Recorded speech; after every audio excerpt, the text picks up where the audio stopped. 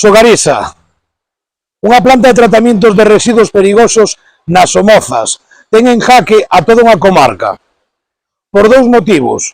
O primeiro, o incumprimento da evaluación ambiental integrada da propia empresa, a cal nos di que non pode ter ningún tipo de emisión.